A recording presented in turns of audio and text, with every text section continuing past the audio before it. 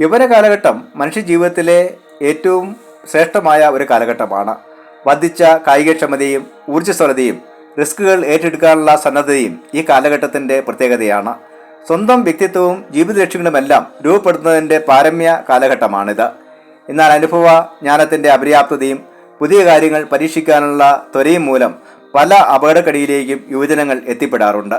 മദ്യപാനവും ലഹരി വസ്തുക്കളുടെ ഉപയോഗവും സോഷ്യൽ മീഡിയ അഡിക്ഷൻ, ലൈംഗിക കാര്യങ്ങളുള്ള നിയന്ത്രണമില്ലായ്മ തുടങ്ങിയവയ്ക്കെല്ലാം യൗവന കാലഘട്ടം സാക്ഷ്യം വഹിക്കാറുണ്ട്. യൗവന കാലഘട്ടം അർത്ഥവത്തായി ചിലവഴിക്കുന്ന വ്യക്തിയുടെ ഭാവി എപ്പോഴും ശോഭനമായിരിക്കും. അതുകൊണ്ട് തന്നെ യൗവന കാലഘട്ടം ഫലപ്രദമായി വിനിയോഗിക്കേണ്ടത് മനുഷ്യജീവിതത്തിൻ്റെ ഫലപ്രാപ്തിക്ക് വളരെയധികം അനിവാര്യമാണ്. ഇന്നത്തെ ചിന്തയ്ക്കായി തിരഞ്ഞെടുത്തിരിക്കുന്ന ചിന്താവിഷയം യുവത്വം ക്രിസ്തുവിനോടൊപ്പം പ്രവൃത്തിപഥത്തിൽ എന്നുള്ളതാണ്. വേദപുസ്തകത്തിൽ തങ്ങളുടെ യൗവന കാലഘട്ടം അർത്ഥപൂർണമാക്കിയ അനേക വ്യക്തികളെക്കുറിച്ച് പറഞ്ഞിരിക്കുന്നു. ദൈവഭക്തിയും അനുസരണവും ദൈവത്തിലുള്ള ആശ്രയവുമാണ് അതിന് കാരണമായി തീർന്നത്. ക്രിസ്തുവിനോടൊപ്പം പ്രവൃത്തിപഥത്തിൽ എന്നതിൻ്റെ അർത്ഥം ക്രിസ്തുവിൻ്റെ ദൗത്യത്തിൽ പങ്കുചേരുക എന്നുള്ളതാണ്. സകല ദൈവിക സൃഷ്ടിയെയും വീണ്ടെടുക്കുക എന്നത് ദൈവിക പദ്ധതിയുടെ ഭാഗമാണ്. അതോടൊപ്പം മനുഷ്യനെ ദൈവവുമായും മനുഷ്യർ തമ്മിലുള്ള നിരപ്പിൻ്റെ അനുഭവത്തിലേക്ക് കടന്നു വരുവാനും ദൈവം വിഭാവനം ചെയ്യുന്നു. യേശുക്രിസ്തു ഈ ലോകത്തിലേക്ക് കടന്നു വന്നത് മനുഷ്യരാശിയെ വീണ്ടെടുക്കുവാനാണ്. ഈ ദൈവിക ദൗത്യ നിർവഹണത്തിൽ യുവ സമൂഹത്തിന് വലിയ പങ്കാണ് ഉള്ളത്. ക്രിസ്തീയ ദൗത്യത്തിൽ യൗവനക്കാരുടെ പങ്കിനെക്കുറിച്ച് നൽകപ്പെട്ട വേദഭാഗങ്ങളിലൂടെ നമുക്ക് ചിന്തിക്കാം. ഒന്നാമതായി, ദൈവത്തെ അനുസരിക്കുകയും ദൈവകൽപ്പനകൾ പ്രമാണിക്കുകയും ചെയ്യുക. ദൈവത്തെ അനുസരിക്കുകയും ദൈവകൽപ്പനകൾ പ്രമാണിക്കുകയും ചെയ്യുക. ദാനിയേൽ 1-ാം അധ്യായം 1 മുതൽ 17 വരെയുള്ള വാക്യങ്ങളിൽ ദൈവത്തെ അനുസരിച്ചുകൊണ്ട് ജീവിതം അനുഗ്രഹപൂർണമാക്കിയ 4 യൗവനക്കാരെക്കുറിച്ച് പറഞ്ഞിരിക്കുന്നു. ദാനിയേൽ, ഹനനിയാവ്, മിശായേൽ, അസരിയാവ് എന്നിവരായിരുന്നു അവർ. ഈ സംഭവം നടക്കുന്നത് BC 605 യഹൂദയുടെ രാജാവായിരുന്ന യഹോയാക്കീമിൻ്റെ കാലഘട്ടത്തിൻ്റെ 3-ാം വർഷം ബാബേൽ രാജാവായിരുന്ന നെബൂഖദ്നേസർ യെരുശലേം ആക്രമിക്കുന്നു. അവർ യെരുശലേമിൻ്റെ മതിലുകളെ തകർക്കുകയും ദേവാലയം ചുട്ടരിക്കുകയും ദേവാലയത്തിലെ വിലപിടിപ്പുള്ള പാത്രങ്ങൾ ബാബിലോണിലേക്ക് കൊണ്ടുപോവുകയും ചെയ്യുന്നു. അനേക ഇസ്രായേൽ ജനങ്ങളെയും അവർ തടവുകാരായി കൊണ്ടുപോകുന്നു. തടവുകാരിൽ നിന്നും സമർത്ഥരായ യൗവനക്കാരെ കണ്ടെത്തുവാനും അവരെ ബാബിലോണിലെ വിദ്യയും ഭാഷയും അഭ്യസിപ്പിക്കാനും രാജാവ് ഷണ്ഡന്മാരിൽ പ്രധാനിയായിരുന്ന അശ്പെനോസിനോട് നിർദ്ദേശിക്കുന്നു. ഇപ്രകാരം തിരഞ്ഞെടുക്കപ്പെട്ട അനേക യൗവനക്കാരെ കൂട്ടത്തിലുള്ളവരായിരുന്നു ദാനിയേലും കൂട്ടരും. 3 വർഷത്തെ പരിശീലനമാണ് അവർക്ക് നൽകപ്പെട്ടത്. പരിശീലന കാലയളവിൽ രാജാവ് അവർക്ക് രാജഭോജനവും താൻ കുടിക്കുന്ന വീഞ്ഞിൽ നിന്നുള്ള പങ്കുമാണ് നിഷ്കർഷിച്ചത്. കൂടാതെ അവർക്ക് പുതിയ പേരുകളും നൽകപ്പെടുന്നു. ദാനിയേലിന് ബേൽത്ത്ശസ്സർ എന്നും, ഹനന്യാവിന് ശദ്രക് എന്നും, മിശായേലിന് മേശക് എന്നും, അസരിയാവിന് അബേദ്നെഗോ എന്നും പേർ വിളിക്കപ്പെട്ടു. എന്നാൽ രാജഭോജനവും വീഞ്ഞും ദാനിയേലും കൂട്ടരും തിരസ്കരിക്കുന്നു. പകരമായി സസ്യാഹാരവും പച്ചവെള്ളവും നൽകുവാൻ അവർ ആവശ്യപ്പെട്ടു. രാജകൽപ്പനയെ ലംഘിക്കുക എന്നുള്ളത് അത്ര എളുപ്പമുള്ള കാര്യമായിരുന്നില്ല. എങ്കിലും സ്വന്തം ജീവിതവിശുദ്ധിക്ക് അവർ പ്രാധാന്യം നൽകിയതുകൊണ്ടും അതിൽ ഉറച്ചു നിന്നതുകൊണ്ടും അവരുടെ ആവശ്യം അംഗീകരിക്കപ്പെട്ടു. മാത്രമല്ല, മറ്റ് യുവജനങ്ങളെ അപേക്ഷിച്ച് അവർ ആരോഗ്യമുള്ളവരും വിദ്യ നിപുണരുമായിരുന്നു. 3 വർഷത്തിന് ശേഷം അവർ രാജസന്നിധിയിൽ ഉയർന്ന ഔദ്യോഗിക പദവികളിൽ നിയോഗിക്കപ്പെട്ടു. പ്രതികൂല സാഹചര്യങ്ങളിലും ദൈവത്തെ മുറുകെ പിടിക്കുകയും ദൈവകൽപ്പനകൾ പ്രമാണിക്കുകയും ചെയ്തതിലൂടെയാണ് അവർ അനുഗ്രഹിക്കപ്പെട്ടത്. ദൈവമാണ് അവരെ വഴി നടത്തുകയും ശക്തീകരിക്കുകയും അനുഗ്രഹിക്കുകയും ചെയ്തത്. ഇപ്രകാരം യുവജനങ്ങൾ അവരുടെ പ്രവൃത്തിബോധത്തിൽ ദൈവത്തിൽ ആശ്രയിക്കുകയും ദൈവകൽപ്പനകൾ പ്രമാണിക്കുകയും ചെയ്യേണ്ടതാണ്. രണ്ടാമത്തെ ചിന്ത, ക്രിസ്തീയ ശിഷ്യത്വം സ്വീകരിക്കുക. ക്രിസ്തീയ ശിഷ്യത്വം സ്വീകരിക്കുക. അപ്പോസ്തലപ്രവൃത്തികളുടെ പുസ്തകം 6-ാം അധ്യായം 1 മുതൽ 7 വരെയുള്ള വാക്യങ്ങളിൽ ആദിമസഭയിൽ ദൈവിക ശുശ്രൂഷയ്ക്കായി നിയോഗിക്കപ്പെട്ട ചില യൗവനക്കാരെക്കുറിച്ചും അവരിലൂടെ നിർവഹിക്കപ്പെട്ട ദൈവിക ദൗത്യത്തെക്കുറിച്ചും പറഞ്ഞിരിക്കുന്നു.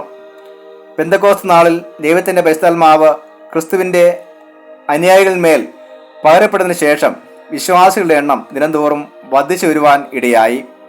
ഇങ്ങനെയുള്ള വിശ്വാസികളുടെ കൂട്ടത്തിൽ അരാമി ഭാഷ സംസാരിച്ചിരുന്ന യഹൂദന്മാരും ഗ്രീക്ക് ഭാഷ സംസാരിച്ചിരുന്ന യവനന്മാരും ഉണ്ടായിരുന്നു. ഭാഷയുടെ അടിസ്ഥാനത്തിലുള്ള ഭിന്നതയാണ് ആദ്യമായി ക്രിസ്തീയ സമൂഹത്തിൽ ഉടലെടുത്തത്. സമൂഹത്തിലെ അശരണരായ വ്യക്തികളോടുള്ള പ്രതിബദ്ധത ക്രിസ്തീയ ദൗത്യത്തിൻ്റെ പ്രധാന ഭാഗമായി ആദിമസഭ കണക്കാക്കിയിരുന്നു. ഇതിൻ്റെ ഭാഗമായാണ് വിധവകൾക്ക് ഭക്ഷണം നൽകുവാനുള്ള ദൗത്യം ആദിമസഭ ഏറ്റെടുക്കുന്നത്. യേശുവിൻ്റെ ശിഷ്യന്മാർ ദൈവവചന പ്രഘോഷണ ദൗത്യമാണ് നിർവഹിച്ചിരുന്നത്. അതുകൊണ്ട് തന്നെ സാമൂഹിക സേവന പ്രവർത്തനങ്ങളിൽ വേണ്ടത്ര ശ്രദ്ധ കൊടുക്കുവാൻ അവർക്ക് കഴിഞ്ഞിരുന്നില്ല. ഇവിടെ യമന ഭാഷക്കാർ തങ്ങളുടെ കൂട്ടത്തിലുണ്ടായിരുന്ന വിധവകൾക്കുള്ള ശുശ്രൂഷകളുടെ കാര്യത്തിൽ എബ്രായ ഭാഷക്കാരെക്കുറിച്ച് പരാതിപ്പെടുന്നു. തുടർന്ന് ഇത്തരം ശുശ്രൂഷകൾക്ക് നേതൃത്വം നൽകുവാനായി വിശ്വാസിയുടെ നിന്നും ദൈവഭക്തിയും സാക്ഷ്യവുമുള്ള 7 പേരെ തിരഞ്ഞെടുക്കുന്നു. അവരെല്ലാവരും യവനക്കാർ ആയിരിക്കാനാണ് സാധ്യത. ഇപ്രകാരം തിരഞ്ഞെടുക്കപ്പെട്ട വ്യക്തികൾ ഒരാളായിരുന്നു സ്തേഫാനോസ്. തുടർന്ന് ദൈവിക ശുശ്രൂഷ കൂടുതൽ ശക്തിപ്പെടുവാനും വിശ്വാസികളുടെ എണ്ണം വർദ്ധിക്കുവാനും ഇടയായി. ഇത് സൂചിപ്പിക്കുന്നത് ക്രിസ്തീയ ശുശ്രൂഷയിൽ യവനക്കാരുടെ പങ്കാളിത്തം വളരെ പ്രധാനമാണ് എന്നുള്ളതാണ്. ഓരോ യവനക്കാരും തങ്ങളുടെ അർപ്പിക്കപ്പെട്ട ദൗത്യം വിജയകരമായി നിർവഹിക്കുവാൻ ക്രിസ്തീയ ശിഷ്യത്വം ഏറ്റെടുക്കേണ്ടതാണ്. മൂന്നാമത്തെ ചിന്ത, അനേകരെ ക്രിസ്തുവിലേക്ക് നയിക്കുക. അനേകരെ ക്രിസ്തുവിലേക്ക് നയിക്കുക. 1 യോഹന്നാൻ 1-ാം അധ്യായം 35 മുതൽ 42 വരെയുള്ള വാക്യങ്ങളിൽ യേശുവിന്റെ ശിഷ്യത്വം സ്വീകരിക്കുന്ന ചില യവനക്കാരെ നാം കാണുന്നു. അതിൽ ചിലർ യോഹന്നാൻ സ്നാപകന്റെ ശിഷ്യന്മാരുമായിരുന്നു. യേശുവിനെ ഒരു സാധാരണ വ്യക്തിയായിട്ടായിരുന്നിരിക്കണം യോഹന്നാൻ സ്നാപകൻ മനസ്സിലാക്കിയിരുന്നത്. എന്നാൽ യേശുവിൻ്റെ സ്നാനസമയത്ത് നൽകപ്പെട്ട വെളിപ്പാടിലൂടെ യോഹന്നാൻ സ്നാപകൻ യേശുവിൻ്റെ മഹത്വം തിരിച്ചറിഞ്ഞു. തുടർന്ന് യോഹന്നാൻ സ്നാപകൻ യേശുവിനെ സാക്ഷിക്കുന്നതായി നാം കാണുന്നു. യേശുവിനെ അനുഗമിച്ച യോഹന്നാൻ സ്നാപകന്റെ ശിഷ്യന്മാരിൽ ഒരാൾ പത്രോസിൻ്റെ സഹോദരനായ അന്ത്രയോസ് ആയിരുന്നു. അന്ത്രയോസും മറ്റൊരു ശിഷ്യനും കൂടി യേശുവിനെ അനുഗമിക്കുന്നു. യേശു തിരിഞ്ഞ് അവരോട്, നിങ്ങൾ എന്തന്വേഷിക്കുന്നു എന്ന് ചോദിക്കുന്നു. അവർ, ഗുരു, നീ എവിടെ പാർക്കുന്നു എന്ന് ചോദിച്ചു. യേശു പറഞ്ഞു, വന്ന് കാൺമിൻ. അവർ യേശു പാർക്കുന്ന ഇടം കണ്ട് അവനോട് കൂടെ പാർത്തു. ഇപ്രകാരം യേശുവിൻ്റെ ശിഷ്യത്വം ആഗ്രഹിക്കുന്നവർ യേശുവിൻ്റെ കൂടെ ജീവിക്കുവാൻ സന്നദ്ധതയുള്ളവരാകണം. തുടർന്ന് അന്ത്രയോസ് തൻ്റെ സഹോദരനായ ശീമോനെ യേശുവിൻ്റെ അടുക്കൽ കൊണ്ടുവരുന്നു. യേശു അവന് കേഫ എന്ന പേര് നൽകുന്നു. കേഫ എന്നത് ഒരു അരാമ്യ പദമാണ്. ഇതിൻ്റെ ഗ്രീക്ക് വിവർത്തനമാണ് പത്രോസ്. പത്രോസ് പിന്നീട് അപ്പോസ്തല ദൗത്യത്തിലൂടെ ക്രിസ്തീയ ശുശ്രൂഷയിൽ വലിയ പങ്ക് വഹിക്കുന്നു. ഇത് സൂചിപ്പിക്കുന്നത് യേശുവിൻ്റെ ശിഷ്യത്വം സ്വീകരിക്കുക മാത്രമല്ല, അനേകരെ ക്രിസ്തീയ ശിഷ്യത്വത്തിലേക്ക് നയിക്കുക എന്നതും വളരെ പ്രധാനമാണ്. യോഹന്നാൻ സ്നാപകനും അന്ത്രയോസുമെല്ലാം ഈ ദൗത്യത്തിൻ്റെ നിർവാഹകരായിരുന്നു.